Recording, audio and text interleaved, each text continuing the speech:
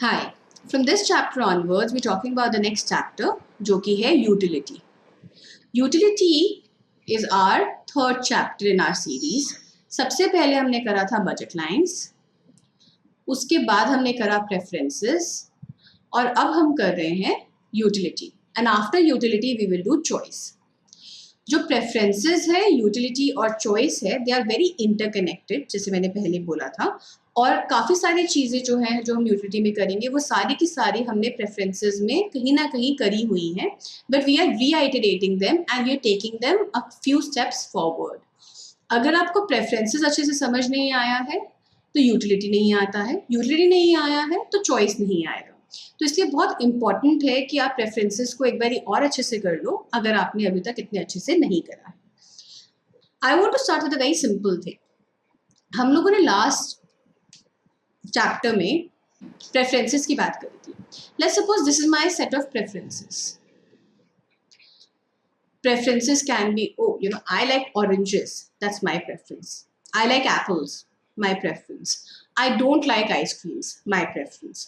सभी preferences से हम indifference curves नहीं बना सकते हैं. So this is my set of indifference curves. सारी प्रेफरेंसेस में से कुछ ऐसे होते हैं जिसमें हम इंडिफरेंस कर्व्स बना सकते हैं.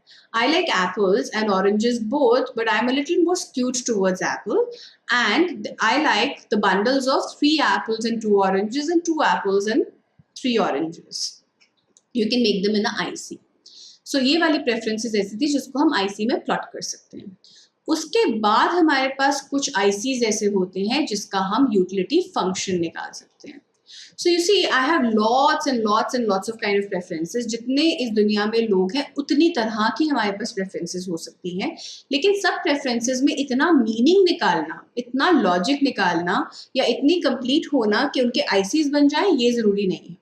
अब जो preferences ऐसी हैं जिनके ICs बन जाते हैं वो सारे के सारे IC कोई यूटिलिटी फंक्शन फॉलो करते हो, ये भी ज़रूरी नहीं है. सो फॉर एग्जाम्पल, अगर मैं अपना IC ऐसे और ऐसे बना रही हूँ, इसका कर्वेचर चेंज हो रहा है, इसका एक सिंगल यूटिलिटी फंक्शन हो ही नहीं सकता. इसका मतलब ये ऐसी प्रेफरेंस है जिसका मैंने IC तो बना दिया लेकिन इसका यूटिलिटी फंक्शन नहीं बन सकता है. Therefore, there are some ICs जिसका यूटिलिटी फंक्शन बन सकता है. तो हम क्या करेंगे इस चैप्टर के अंदर, हम लोग अपनी सारी प्रेफरेंसेस में से वो ICs फिगर आउट करेंगे जिनका हम यूटिलिटी फंक्शन बना सकते हैं, and we will define the utility functions for those particular ICs. And mind you, हाँ, ऑपोजिट इज ऑलवेज ट्रू. अगर आपके पास कोई एक यूनिटी फंक्शन है तो उसका आप IC ड्रॉ डेफिनेटली कर सकते हो. मतलब ये नहीं कि कभी कभी कर सकते हो या मोस्टली कर सकते हो, डेफिनेटली कर सकते हो, हर बारी कर सकते हो, और उसकी आप प्रेफरेंसेस भी आराम से समझ सकते हो. So out of all the preferences some are ICs, out of all the ICs some are यूनिटी फंक्शंस.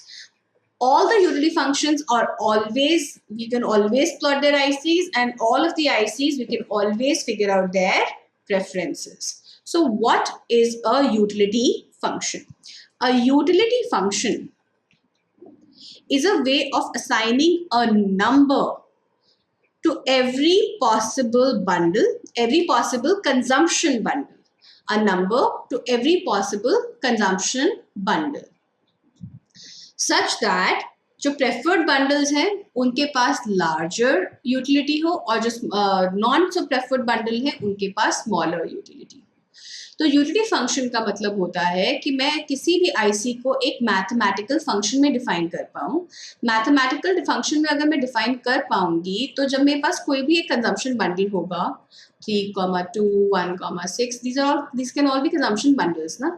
कोई भी कंजम्पशन बंडल होगा, उसको जब मैं उस मैथमेटिकल फंक्शन में डालूंगी तो मेरे पास यूटिलिटी की एक फाइनाइट वैल्यू आ जाएगी, और उस यूटिलिटी की फाइनाइट वैल्यू से मैं ये फिगर आउट कर पाऊंगी कि ये जो बंडल है इसकी फाइनाइट वैल्यू कितनी है, ये जो बंडल है इसकी फाइनाइट वैल्यू कितनी है, then I will be able to compare.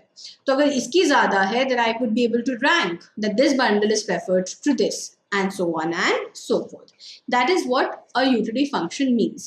जब इसको हम पढ़ेंगे, यूटिलिटी फंक्शंस को पढ़ेंगे, तब आपको इसकी और ज़्यादा क्लैरिटी आएगी. एग्जाम में यूटिलिटी फंक्शन की डेफिनेशन नहीं पूछी जाती है. Right, let's talk about the next topic of this video, which is ordinal and monotonic transformation. ordinal preferences and monotonic transformation. Ordinal preferences are the preferences which are ranked. When they are ranked, then rank is 1, 2, 3 and so on and so forth. The idea behind this is, जो first number पे आया, let's say there are two classes, there's a class A and there's a class B. दोनों के अंदर हम लोगों ने last year के रिजल्ट्स अनाउंस करे, उसमें we have declared first, second and third. In class A, first, the person who has stood first has gotten 97%. The person who stood second has gotten 96%. The person who has stood third has gotten 95%. In class B, the first person who has gotten 100%. Second person has gotten a 80%. And the third person has gotten a 60%. Now, when I call them to the stage and I say that, the person who has come first in section A, please come on the stage. I'm not disclosing the marks. मैंने सिर्फ क्या बोला, वो first है. अगर hypothetically ये सारी की सारी values जो हैं वो 2 से multiply हो जाए या उसके अंदर मैं 3% add कर दूँ, तब भी जो first आया वो तो first ही रहेगा ना, क्योंकि जितने से मैंने फर्स्ट वाले के मार्क्स बढ़ाए उतने से ही मैंने सेकंड के बढ़ाए, उतने से ही मैंने थर्ड के बढ़ाए.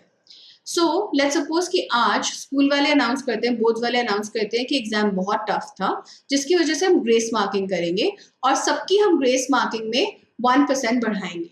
तो क्या हुआ, ए के कितने हो गए 98, बी के हो गए 97 और सी के हो गए 96. बट जो फर्स्ट पहले था वो तो अभी भी फर्स्ट ही रहेगा ना, जो सेकंड पहले था वो अभी भी सेकंड रहेगा, and so on and so fourth. So ordinal preferences से कि हम लोग प्रेफरेंसेस को रैंक करते हैं. So I don't care about with how much marks have I come first, I will say I have come first irrespective, right. तो rank से matter होता है.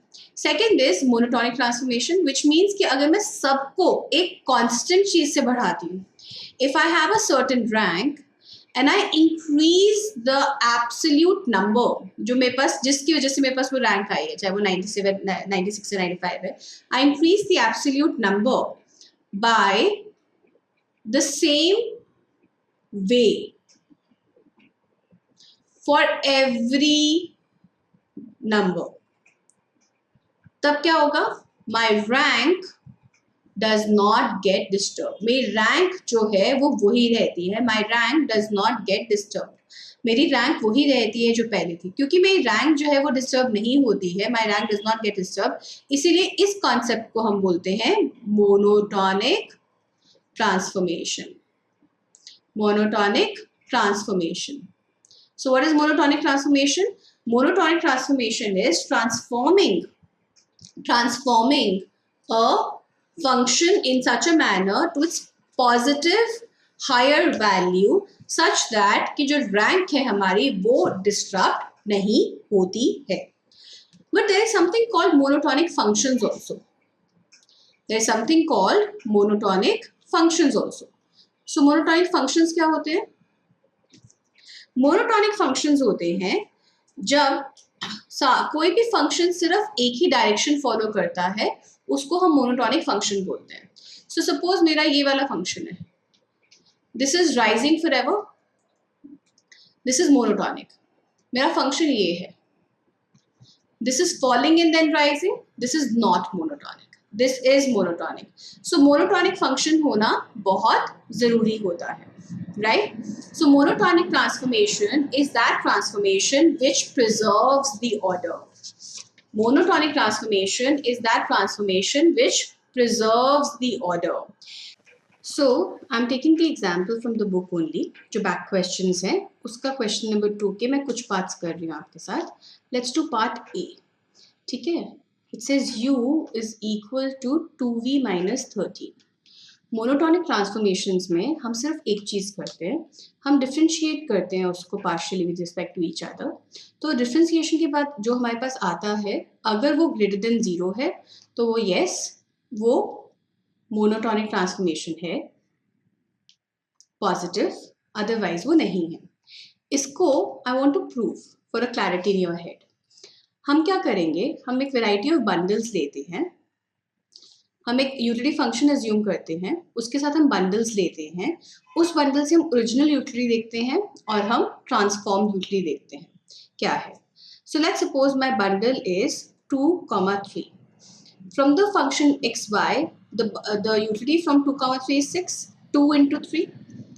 From the bundle 3, 3, the utility is 9. From the bundle 4, 3, the utility is 12. तो अगर मैं इसके ICs बनाऊंगी इस xy फंक्शन के, so I'll have these normal Cobb-Douglas ICs, जिसके अंदर I will have 6, 9, 12 as my 3 ICs, and this will be 3 ICs का bundles that I have taken. Right? 2, 3, 4. This is my diagram. Now, what is happening is आपको बोला जाता है change this function to 2 into xy minus 13. So instead of giving you this function, they have given you this function. Right? क्या करोगे? 2 into 3, 6. 6 into 2, 12. Minus 13, minus 1. So the utility here becomes minus 1. At 9, it becomes 9 into 2, 18 minus 13, which is 5. At 12, it becomes 12 into 2, 24 minus 13 is 11. Now also, if you look at it, this is the lowest number. So this bundle is definitely preferred to this bundle according to this also. 5 जो है वो -1 से ज़्यादा है ना, तो अगर आपको कोई ऑप्शन देगा कि 2, 3 चाहिए कि 3, 3 चाहिए, आप 3, 3 ही बोलोगे. Similarly, 11 is more than 5. You will still want to buy 4, 3. The only difference that is happening is आपके bundles भी वही हैं, आपके ICs भी वैसे ही रहेंगे. The difference is कि आप इस वैल्यू को कट करके यहाँ पे लिख दोगे -1, इस वैल्यू को कट करके यहाँ पे लिख दोगे 5 और इस वैल्यू को कट करके यहाँ पे लिख दोगे 11. बाकी सब चीजें सेम रहेंगी. There will be no difference. So the only thing that is changing through monotonic transformation is these numbers are changing. But that does not matter because we are talking about ordinal preferences जहाँ पे ranks matter करती है. तो ये वाला bundle जो है, I will rank it as bundle 1, 2, 3. So my rank is going to remain the same irrespective. मेरी rank में बिल्कुल difference नहीं आया. Okay, let's do the B part now. The B part is u is equal to -1 by v square. अब now ऐसे question को हमें solve करने की भी जरूरत नहीं है. हमेशा जो मोनोटॉनिक ट्रांसफॉर्मेशन हम लेते हैं that has to be positive. But इसके अंदर you already see a minus sign ना. So whenever you multiplying any unitary function with a minus sign, तो वो positive monotonic transformation है ही नहीं. हम उसको आगे सॉल्व ही नहीं करते हैं. क्यों? Let's suppose आपके पास ये एक IC है जिसके अंदर आपके पास वैल्यूज है 6, 9 and 12. I'm taking the last example only. अब आपको मैंने बोला the transformation is u is equal to -v. तो क्या हुआ? आप इसको माइनस साइन लगाएंगे आगे. The moment you put a minus sign, तो आपकी जो डायरेक्शन है ना वो चेंज हो गई है. Instead of going from lower to a higher, अब आप higher to lower आ रहे हो क्योंकि -6 is higher than -9. -6 -9 से बड़ा है, -9 -12 से बड़ा है. इसीलिए इंस्टेड ऑफ आपकी जो डायरेक्शन थी वो गोइंग आउटवर्ड की जगह गोइंग इनवर्ड हो गई है. इसीलिए जब भी हम किसी चीज को माइनस से मल्टीप्लाई करते हैं तो वो मोनोटॉनिक ट्रांसफॉर्मेशन नहीं होती है. It's not a monotonic transformation. Let's do the C part. C part actually you can try yourself. I will do one more. I will do question number 4. So the solutions to these questions anyways is given in the last video of utility. जो utility की last video है उसके अंदर मैंने back questions सारे करे हुए हैं. But I want you to try them yourself at this point in time. So we are given कि u is equal to under root of x1 plus x2 and v is equal to 13x1 plus 13x2. We are asked, are they monotonic transformation of each other? Yes, they are. You see, you can always square. So I can always do u square, which is let's say f. It becomes x1 plus x2. And then I can say v, I can multiply it by 13. And then that is how I get 13x1 plus 13x2. ये square करना monotonic transformation है. किसी चीज से multiply करना monotonic transformation है. So automatically they are monotonic transformation of each other. Right? One more, question number 5.